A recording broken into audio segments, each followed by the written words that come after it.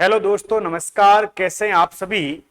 थोड़ा आज बोर्ड के अंदर टेक्निकल इश्यू आ गया है, फिर भी हम आज आपकी क्लास को कंटिन्यू रखेंगे।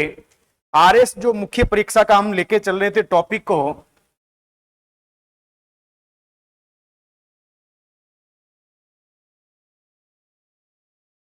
आरएस मुख्य परीक्षा से संबंधित हम चीजें कर रहे थे कि भाई आपके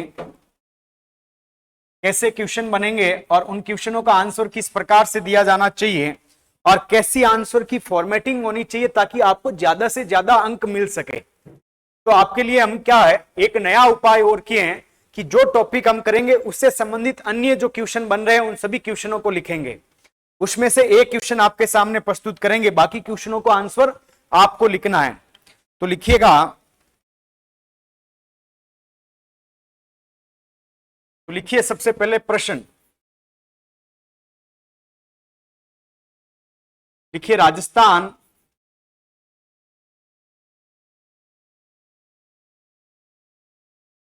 निवेश प्रोत्साहन योजना 2022 योजना 2022 पर विस्तृत चर्चा कीजिए।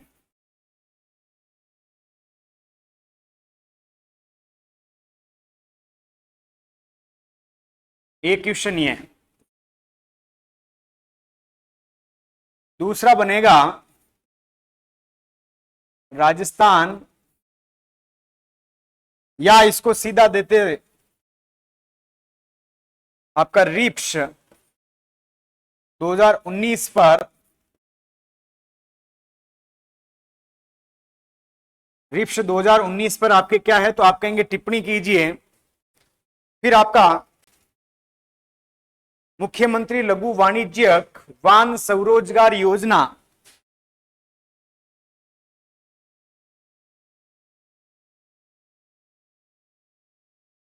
मुख्यमंत्री लघु वाणिज्यिक वाहन स्वरोजगार स्कीम पर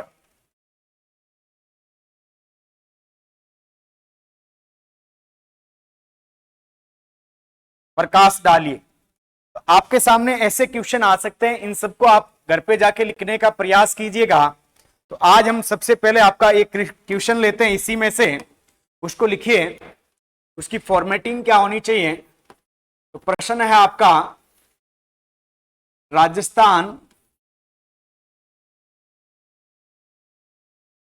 निवेश प्रोत्साहन स्कीम 2022, राजस्थान आपका इन्वेस्टमेंट प्रमोशन स्कीम रिप्स 2022 पर विस्तार से चर्चा कीजिए। विस्तार से आपको क्या है, आप कहेंगे चर्चा कीजिए। ये आपका 100 शब्द है और 10 मार्क्स का है।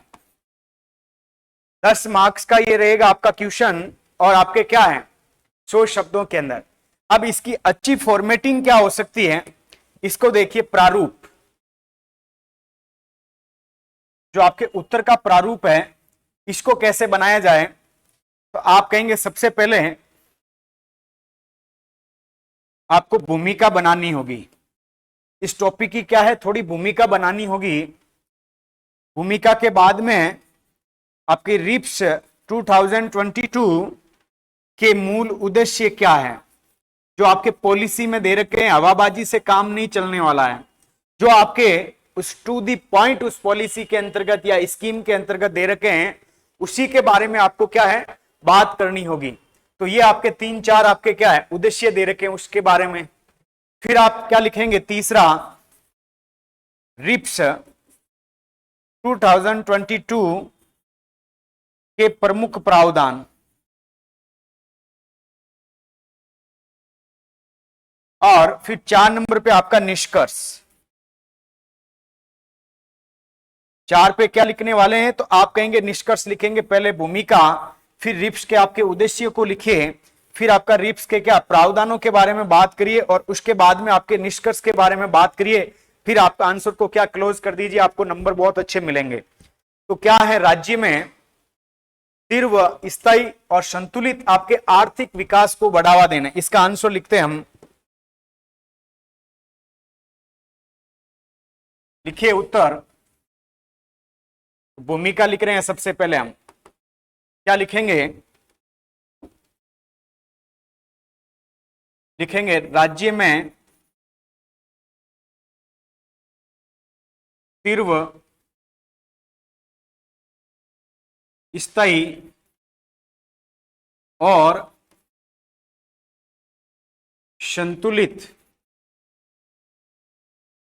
संतुलित आर्थिक विकास को, आर्थिक, थोड़ा टेक्निकल इश्यू है आज, आर्थिक विकास को बढ़ावा देने हेतु तथा आपका राजस्थान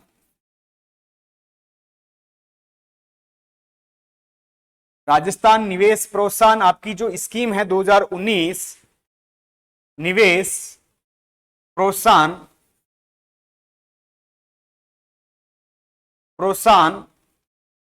आपके स्कीम 2019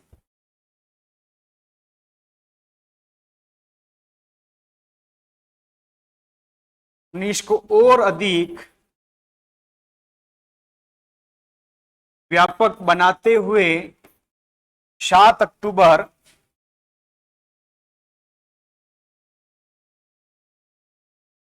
2022 को राजस्थान निवेश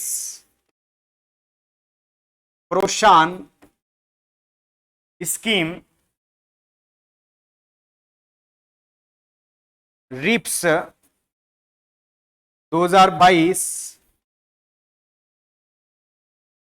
को लागू, ये आपकी क्या है, एक छोटी सी भूमिका, लेकिन अच्छी भूमिका बन गई कि आपका क्या है, तीव्र, आपका स्थायी संतुलित आर्थिक विकास को बढ़ावा देना तथा राजस्थान सरकार के द्वारा अधिक जो 2019 की थी उसको व्यापक बनाना, इसका क्या था, तो आप कहेंगे इसका व्यापक बनाने के लिए इसको प्रारंभ। आप देखो अंडरलाइन कहां पे करनी है, एक तो 7 अक्टूबर वाले पे करनी है, एक आपका तीव्र और संतुलित आर्थिक विकास, और एक आपका रिप्स 2019 को लागू किया गया, यहां पे अंडरलाइन। इसके बाद क्या लिखेंगे, लिखेंगे राजस्थान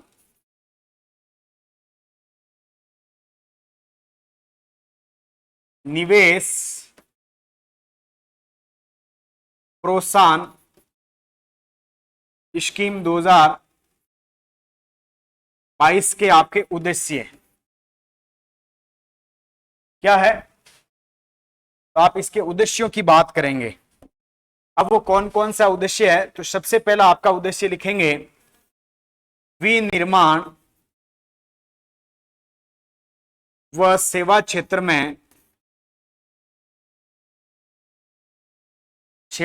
में 15% की वार्षिक वृद्धि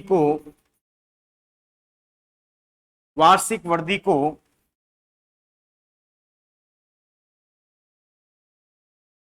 प्राप्त करना। दूसरा, संतुलित एवं समावेशी विकास को प्रोत्साहन देना। फिर आपका तीसरा, वर्ष 2027 तक 10 लाख नए रोजगारों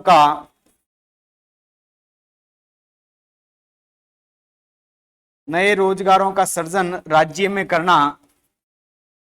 सृजन आप कहेंगे राज्य में करना, इसके बाद आपका अगला हरित ऊर्जा चिकित्सा उपकरण,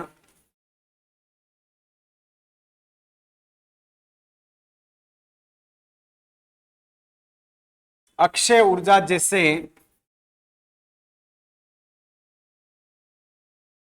जैसे क्षेत्रों में निवेश को प्रोत्साहित करना, जैसे क्षेत्रों में निवेश को, ये इनके उद्देश्य हैं प्रोत्साहित। फिर अगला जो लास्ट उद्देश्य है इसका पांचवा क्या है, पर्यावरण संरक्षण के प्रयासों को प्रोत्साहन देना। क्या है, पर्यावरण संरक्षण के प्रयासों को प्रोत्साहन देना भी आपके इसका क्या है, एक उद्देश्य है। ये तो आपके उद्देश्य हुए। अब इसके क्या लिखेंगे आप, प्रावधानों की बात करने वाले हैं, तो लिखिए प्रावधान। राजस्थान निवेश प्रोत्साहन स्कीम 2022 के प्रमुख प्रावधान निम्नलिखित है, निम्नांकित है। अब कौन सा प्रावधान है, सबसे पहला प्रावधान लिखेंगे योजना के अंतर्गत, आपके योजना के अंतर्गत 8 प्राथमिक क्षेत्रों को, 8 प्राथमिक क्षेत्रों को, अब 8 प्राथमिक क्षेत्र कौन कौन से हैं, आप कहेंगे आपूर्ति श्रृंखला,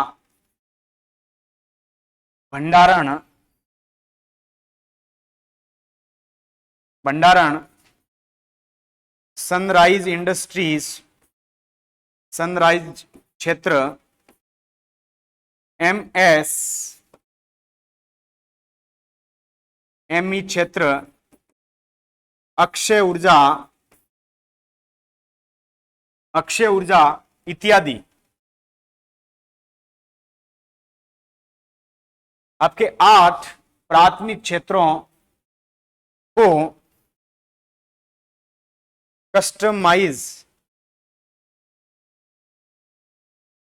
कस्टमाइज लाभ देना। क्या है, आप कहेंगे कस्टमाइज लाभ देना। दूसरा आप लिखेंगे थ्रस्ट सेक्टर, फिर आपका सनराइज सेक्टर,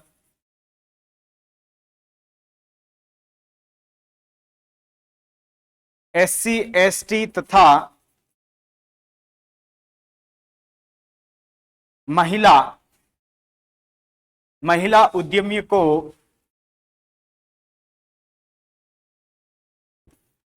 को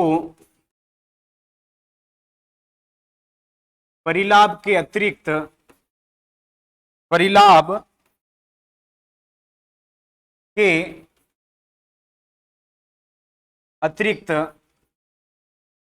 ब्याज अनुदान की सुविधा, आप कहेंगे ब्याज अनुदान की सुविधा प्रदान करना। फिर आपका जो MSMI, आपका जो सेक्टर है MSME, उस सेक्टर को जितने आप परिलाभ दे रहे हैं उसके अतिरिक्त अन्य लाभों को भी आपके क्या है, अतिरिक्त ब्याज अनुदान देना। तो आप लिखेंगे तीसरा MSME क्षेत्र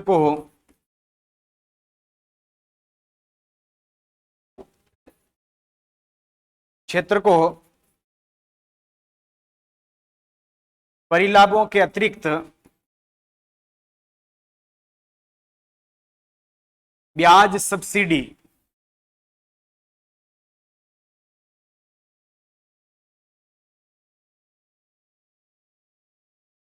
सुविधा उपलब्ध करवाई जाएगी। ये भी इसके अंतर्गत आपके प्रावधान को जोड़ा गया कि इसके अंतर्गत आपके सब्सिडी की सुविधा उपलब्ध करवाई जाएगी। फिर आपके परिसंपत्ति निर्माण प्रोत्साहन स्कीम को भी लागू किया जाएगा इसके अंतर्गत।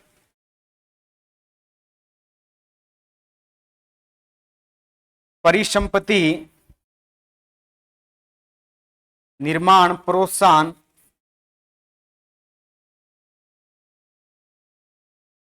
स्कीम को लागू किया जाएगा। क्या है आपका इसके अंतर्गत लागू किया जाएगा।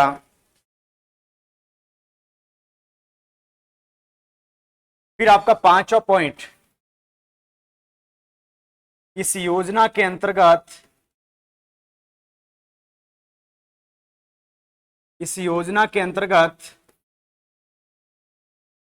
विशेष प्रोत्साहन का प्रावधान, इसका आपका विशेष प्रोत्साहन का प्रावधान किया गया है। जैसे अक्षय ऊर्जा क्षेत्र, हाइड्रोजन ऊर्जा क्षेत्र, आपका कौन सा हाइड्रोजन ऊर्जा क्षेत्र, तो आपका अक्षय ऊर्जा क्षेत्र, हाइड्रोजन ऊर्जा क्षेत्र, और आपका कौन सा रोजगार प्रोत्साहन, रोजगार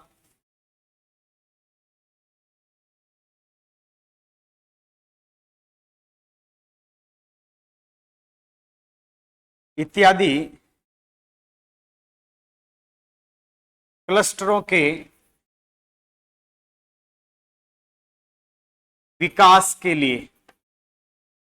फिर आपके इसके अंतर्गत छूट का लाभ भी, आप कहेंगे 100% आपका इसके अंतर्गत क्या है, छूट का लाभ है रूपांतरण शुल्क में, और भूमि कर आपके 7 साल तक क्या है, छूट है। तो लिखेंगे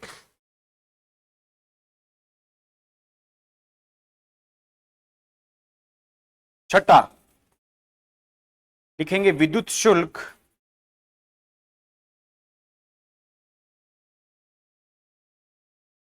भूमि कर तथा मंडी शुल्क में 7 वर्षों तक, एग्जैक्ट लिखिएगा, शुल्क में 7 वर्षों तक 100% छूट, 7 वर्षों 100% छूट भूमि रूपांतरण शुल्क में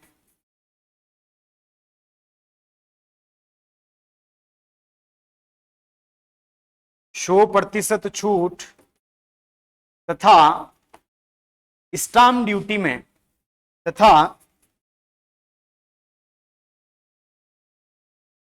ड्यूटी में आपके 75% की छूट के प्रावधान को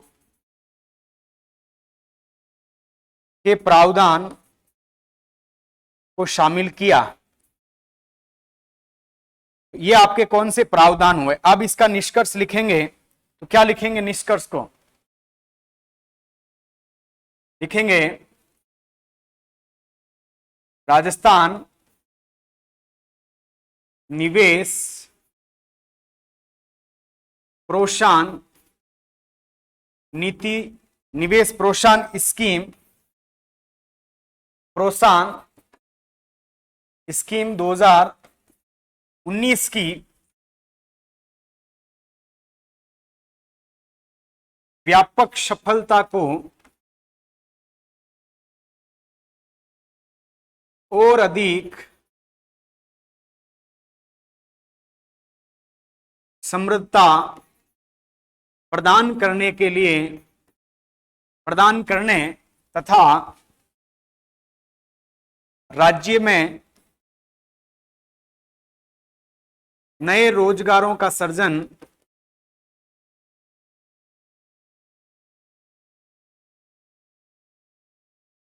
एवं देश में बेहतर निवेश गंतव्य क्षेत्र, देश में बेहतर निवेश गंतव्य क्षेत्र स्थापित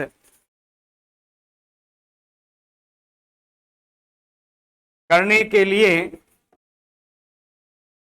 रिप्स 2022 को मूर्त रूप दिया गया।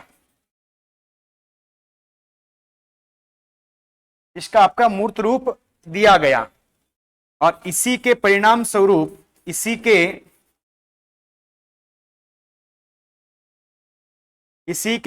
स्वरूप राजस्थान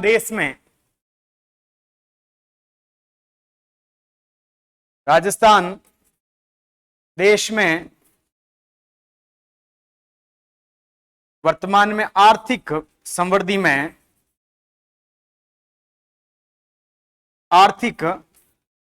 में दूसरे स्थान पर आ गया।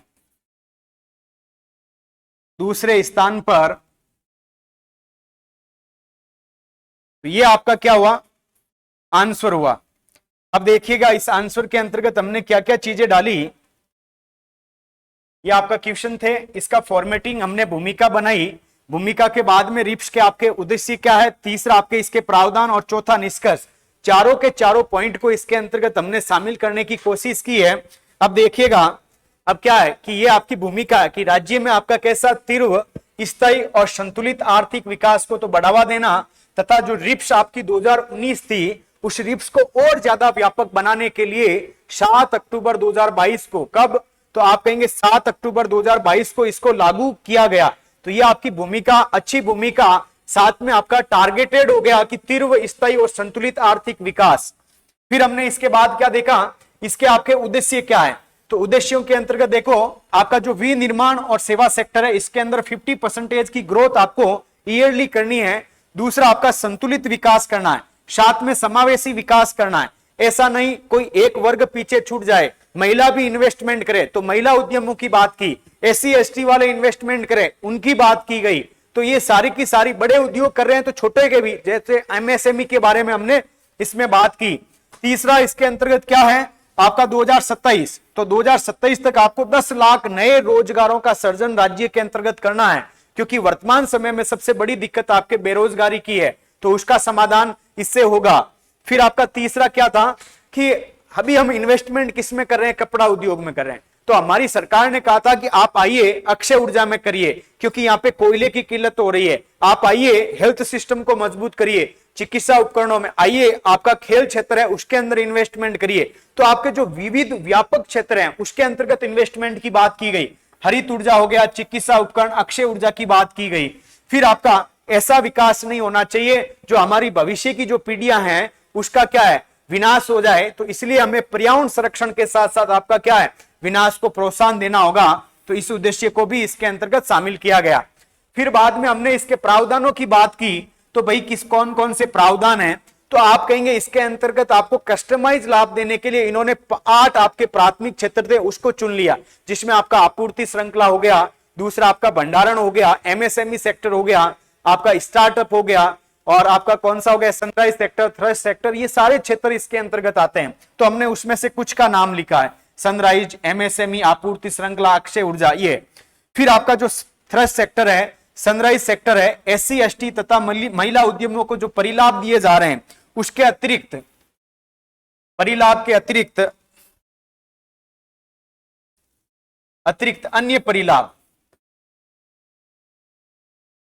अन्य परिलाभ की सुविधा भी आपके इसके अंतर्गत क्या है, तो आप कहेंगे दी जा रही है। फिर आपका क्या MSME सेक्टर था, उसको परिलाभों के अतिरिक्त आपको क्या ब्याज सब्सिडी दी जा रही है। कौन सी दी जा रही है, ये ब्याज सब्सिडी, ये आपके सारे इस स्कीम के अंतर्गत दे रखे हैं। फिर आपके इसमें बात की गई कि परिसंपत्ति का निर्माण कीजिए, तो आप परिसंपत्ति का निर्माण करेंगे तो इसके अंतर्गत आपको क्या है, पूंजीगत आपको लाभ प्रदान किया जाएगा, ये सारी चीजें। फिर विशेष प्रोत्साहन स्कीम को भी लागू किया गया, जैसे आप इस क्षेत्र में इन्वेस्टमेंट करेंगे तो आपको लाभ मिलेगा, आप रोजगारों का क्लस्टर गुच्छा बनाएंगे तो आपको क्या है, विकास का लाभ मिलेगा। फिर आपका विद्युत शुल्क में, भूमि कर में, मंडी शुल्क में 7 वर्षों तक, कितने वर्ष आप कहेंगे 7 वर्षों तक छूट। फिर आपका भूमि रूपांतरण शुल्क में 100% छूट, तथा आपका स्टाम्प ड्यूटी है, इसके अंतर्गत आपके 70% की छूट आपके प्रदान की गई है।